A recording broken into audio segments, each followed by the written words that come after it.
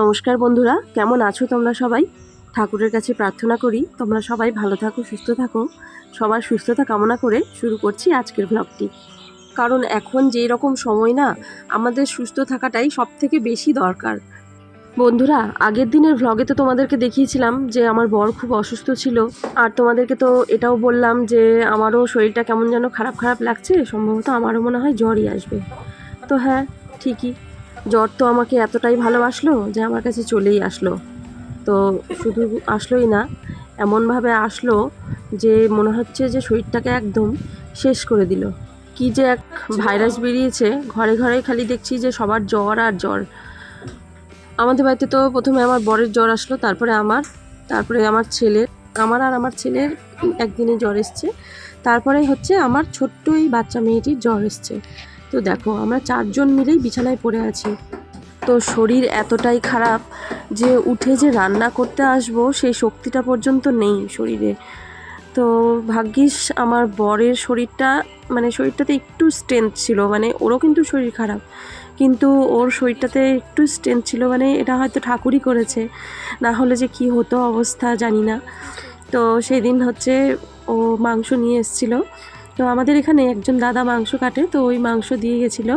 তো সেই মাংসই হচ্ছে আমার বরই বললো যে আমি রান্না করছি, তোমাকে রান্না করতে হবে না। কারণ আমি রান্না একেবারেই করতে পারছিলাম না, আমি খুবই কষ্ট হচ্ছিল আমার। তাও আমি ওকে বললাম যে তোমারও তো জ্বর, তোমারও শরীর ভালো না, চলো আমরা দুজন মিলেই করি। তো ওদিকে তো আজকে সকালে জলখাবার তো খাওয়া হয়ে গেছিলো, তো জলখাবারে আজকে খেয়েছিলাম ম্যাগি। তো মুখটা তো একেবারেই বেস্বাদ হয়ে গেছিলো, কোনোরকম কোনো স্বাদ মুখে লাগছে না, একদমই স্বাদ লাগছে না। তো একটু ভাবলাম যে ঝাল ঝাল করে ম্যাগি খাই, তো ম্যাগি খেয়েছিলাম। তারপরে হচ্ছে আজকে আবার বিছানাটা গোছাতেও আমার একটু দেরি হলো, কারণ শরীর একেবারেই ভালো ছিল না, বিছানাটা পরিষ্কার করাও হয়নি। তারপরে বিছানা পরিষ্কার করে আমি চলে আসলাম এই যে রান্নাঘরে। তারপরে বর আবার ওদিকে প্রেসার কুকারে মাংস বসালো। তো মাংসটা আজকে হচ্ছে ও করবে, একটু সিটি দিয়ে নেবে মাংসটা, বললো যে আজকে একটু সিটি দিয়ে, প্রথমে সিটি দিয়ে নেবো, পরে কষাবো, একদম কষা কষা মতন মাংস খাবো আজকে, কারণ মুখে তো একেবারেই স্বাদ নেই। তো সেই জন্য এরকম ধরনের রান্না করবো। দেখো,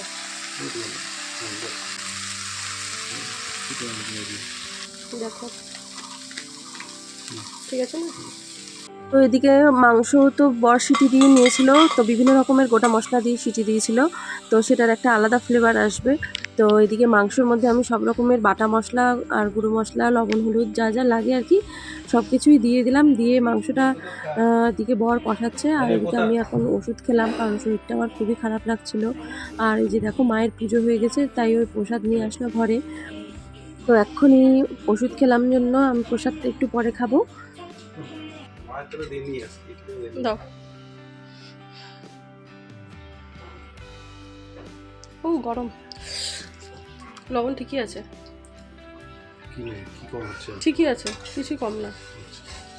তাহলে আলুটা একটু সিদ্ধ হবে।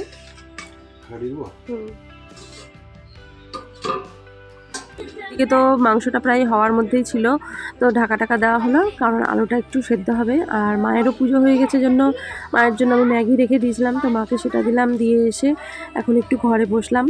তো কয়েকদিন ধরে বন্ধুরা আমি ভিডিও কোনো কিছুই শ্যুট করতে পারিনি।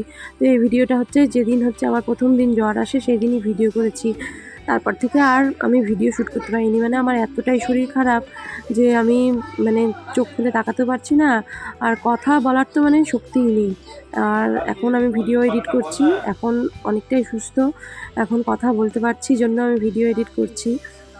আর বাড়িতে সবাই মিলে অসুস্থ, শরীর যে আমার খারাপ, কিন্তু এদিকে আবার মনে হচ্ছে যে না, শরীর খারাপ, শুয়েই বা কী করবো, এদিকে তো বাচ্চাগুলোকেও ওষুধ খাওয়াতে হবে, ওদেরও শরীর খারাপ, তাই কি করব, নিজের শরীর খারাপ হলেও উপায় নেই। তাই মনে মনে ভাবি, ঠাকুরকে বলি যে ঠাকুর, যখন আমার শরীর খারাপ হয় তখন ওদেরকেও কেন শরীর খারাপ দাও। দিয়ে যে দেখো, বলতে বলতেই বসেছিলাম, তারপরেই শরীরটা এত খারাপ লাগলো যে শুয়ে পড়লাম, ঠান্ডা লাগছিল, তাই দেখো চাদর গায়ে দিয়েছিলাম। আর এদিকেও দেখো আমার মেয়ে এসে ওই বাটি নিয়ে প্রসাদ খাচ্ছে। তো এই সময়টাতে আমার মেয়ের আবার জ্বর ছিল না, এই সময়টাতে আমার মেয়ে সুস্থ ছিল। তার 2 দিন পর থেকেই এই ভিডিওটা যেদিন করেছি তার 2 দিন পর থেকে মেয়েরও জ্বর চলে আসলো। আর এই যে দেখো ছেলেও শুয়ে আছে, ছেলেরও জ্বর। কিন্তু বাচ্চা ওরা মানে কি ওদের শরীরে মনে হয় ঠাকুর কোনো শক্তি দিয়ে দেয়, যার জন্য জ্বর টর হলেও ওরা একটু হলেও খেলাধুলা করে। তারপরে দেখো মানে শুয়েছিলাম, তারপরে শুয়ে থাকতে থাকতে উঠলাম, ভাবলাম যে স্নান টান তো করতেই হবে, উঠি শুয়ে আর কি করব।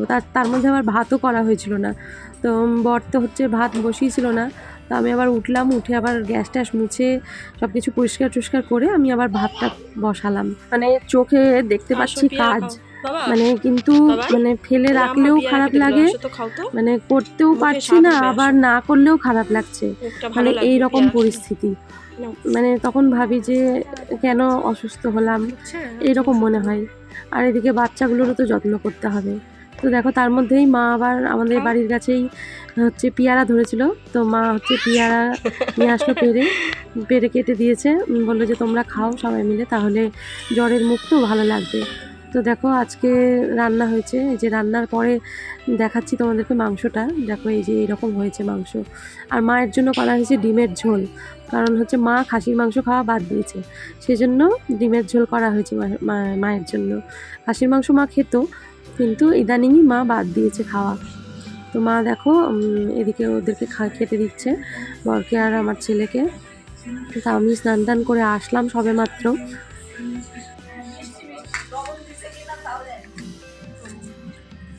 আমার মনে হয় আলুর জন্য নাকি। তো এদিকে তো খেতে বসলাম, আর প্রথম দিন জ্বর এসছে, তো প্রথম দিনের জ্বরেই শরীরটাকে মানে এমন ফেলে দিয়েছে যে কি বলবো, মুখের স্বাদও চলে গেছে একদিনের জ্বরেই। আর ভুগলাম তো বেশ কয়েকদিন ধরে।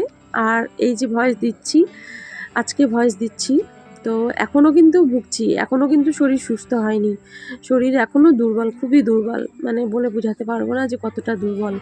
তো সেইভাবেই কাজ করছি, কাজ কাম তো সবই করতে হবে, কোনো কিছুই তো ফেলে রাখা যাবে না। মানে সংসারে যে কত কাজ থাকে, শুধু তো রান্না থাকে না, কত কাজ থাকে, তার মধ্যে 2টো বাচ্চা, তাদের আবার ওষুধ খাওয়ানো, ডাক্তার দেখিয়েছি, তাদের আবার কত মানে ওষুধ দিয়েছে, গাদা গাদা ওষুধ। তো ছেলের তো হচ্ছে প্রথমে ওষুধ দিল, জ্বরের ওষুধ দিয়েছে, যা যা ওষুধ দিল, তো ছেলের আবার কি হয়েছে, জ্বর এখনও সারেনি। তো ছেলের আবার ওষুধ চেঞ্জ করা হলো, ডাক্তার দেখিয়ে আবার ওষুধ চেঞ্জ করা হলো।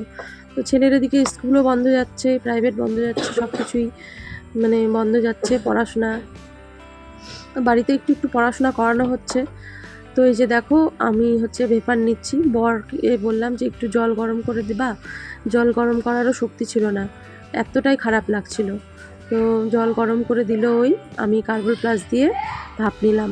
কার্বল প্লাস দিলে কি হয়, আমার মাথা ব্যথার সমস্যা, তারপরে নাক বন্ধ হয়ে যাওয়ার সমস্যা আছে, তো মানে শ্বাসকষ্ট আছে, তো সেটা দিয়ে ভাপ নিলে আমার একটু ভালো হয়।